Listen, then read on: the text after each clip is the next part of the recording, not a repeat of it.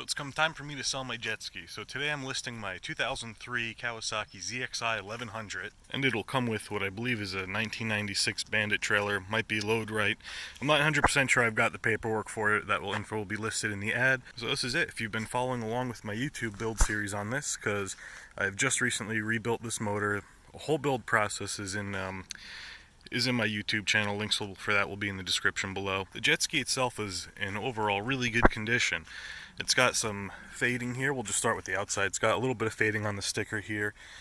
The running mats, they could be replaced, but if you're not worried about aesthetics completely, they're fine and they function just fine. The outside of the ski is more or less clean for its age. So then that's pretty much it. There's nothing. There's no damage on this side of the ski at all.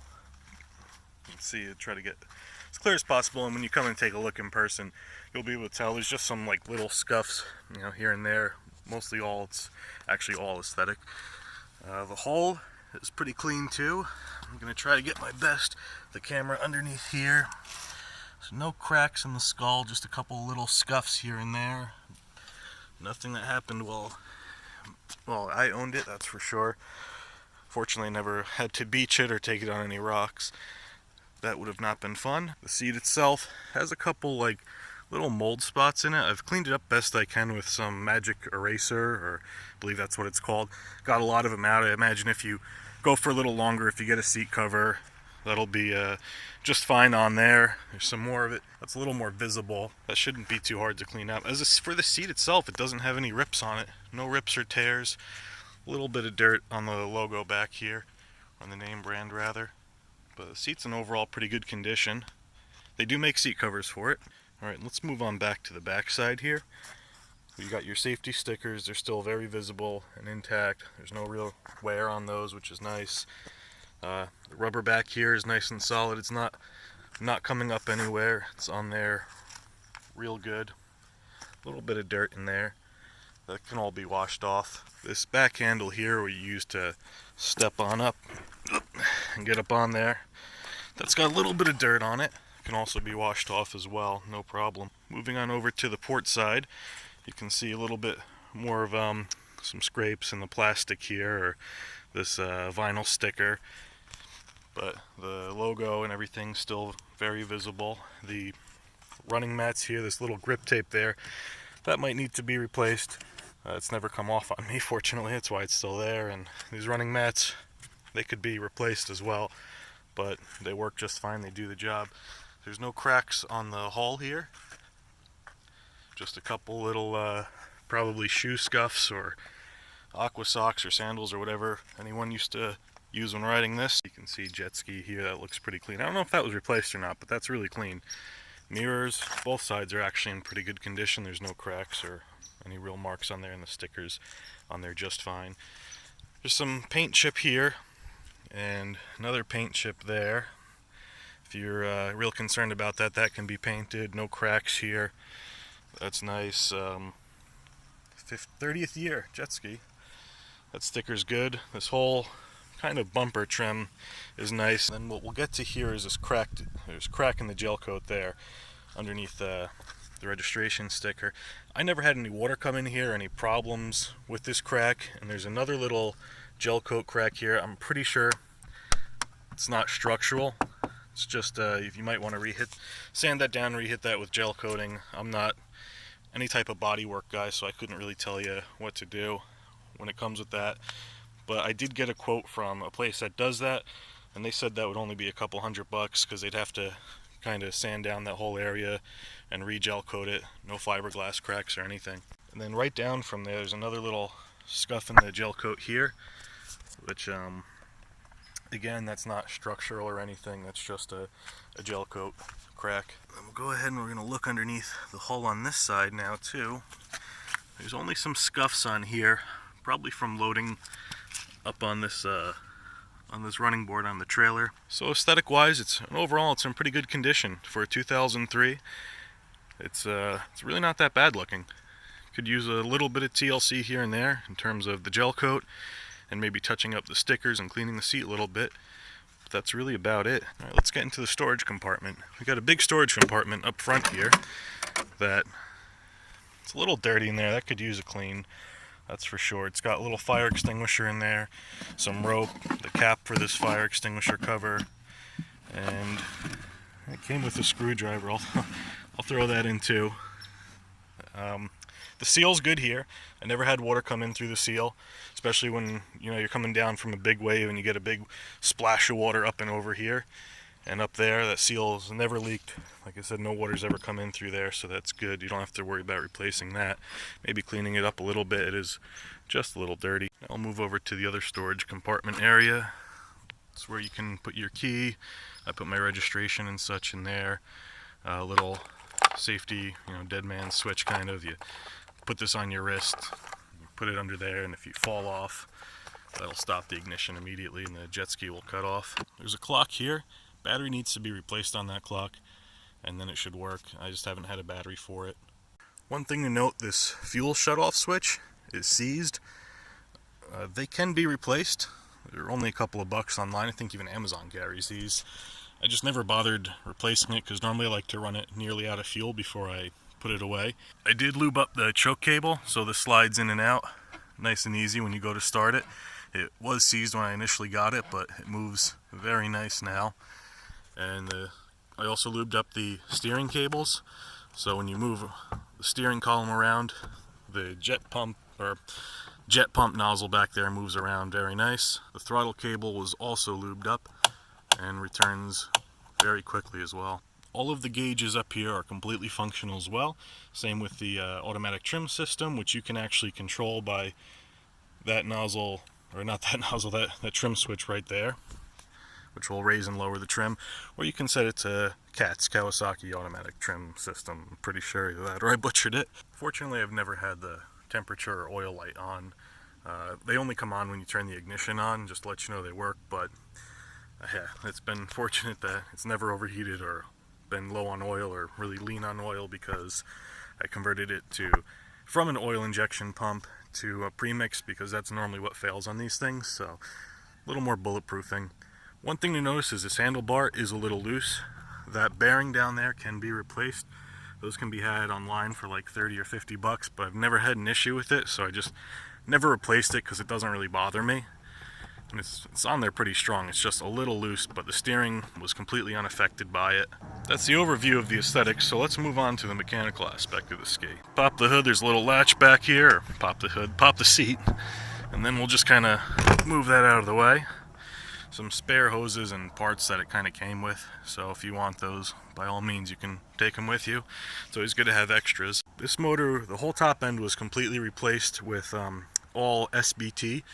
We're kind of like, if you know anything about jet skis and power sports and such, they're kind of like the number one people to go to for replacement parts. Came with a brand new top end with matching pistons and piston rings, and I believe it's bored 50 over, so it's kind of a bigger bore on there. And to match that with the fuel, I went up a size on the jets, on the carbs. I don't remember exactly what size it was because it was a little over a year ago that I rebuilt it, but it runs really, really good. This thing gets up to 60 miles per hour in no time at all in the water. Another thing I replaced down here is this drive shaft seal. It's a little hard to see. In one of my last videos with the ski, you can see the process that I went through to replace that, because I was getting water in through there, but since that new seal's been in, it's been very dry down here. No water gets in when I'm riding the ski at all. Plus that battery's only about a year old, so that's nice. You don't have to worry about that really. Oil tank is still in there, even though there's no oil in there, because it's, like I said, I've deleted the oil injection pump, and you just pre-mix it 40 to 1 or 50 to 1, depending on the mix you kind of like to go with. For breaking it in, I believe I went with 40 to 1, and I've maybe had this ski on the water for a total of 5 or 6 hours just due to time constraints. I haven't had much time to really play with it. It's one of the reasons I'm I'm selling it, because I just don't really have time to ride it, and I could use a space in my garage. So very low hours on the motor, and it's a fresh build.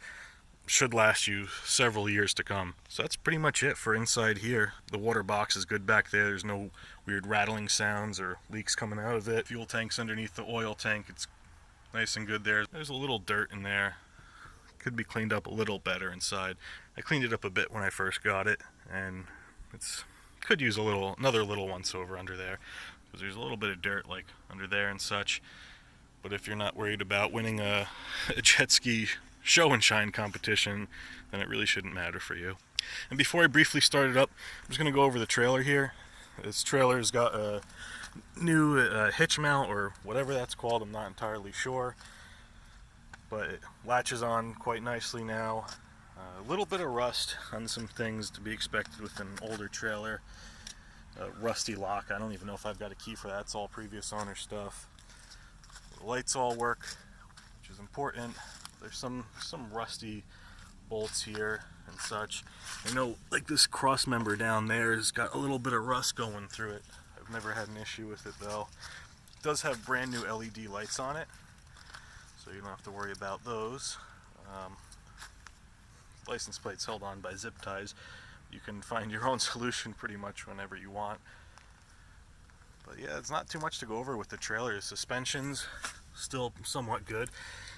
Rusty leaf springs, but it wasn't really bouncing around like crazy when I was driving with it on the highway or going to the lake to launch it and whatnot. And when I did have this jet ski, I've only put it in fresh water, just like a Packong is the only water it's been on, so there's absolutely no salt or sand in that new motor. Just showing you that both these lights work. Got the hazards on the car. Also, while we're back here, this jet pump I had to replace too. So that jet pump's nice and somewhat new. It came from another used ski with very low hours on it. Runs beautifully. Alright, so now the most important part. How well does this rebuilt two-stroke motor run? Since I'm not at a water source right now, I'm only going to run it for like maybe 5 or 6 seconds. If I did have my hose hooked up to it, we could just run it longer. It might be something if you want to come over and see the ski for yourself and you want to run it for a little while, then we can work that out. Alright, so to start it, you take this little orange key thing, and another one will be included with it. Pop it over this ignition thing, turn that to the right, this comes off. Now you see those two lights up there just briefly went on, letting you know that the ignition's on. They turn off right after that.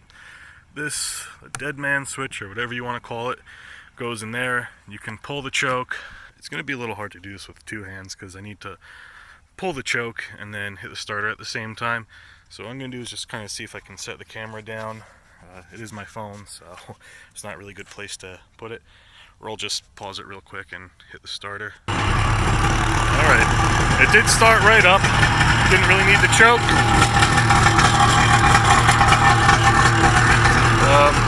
Like I said, I'm not going to run it too long.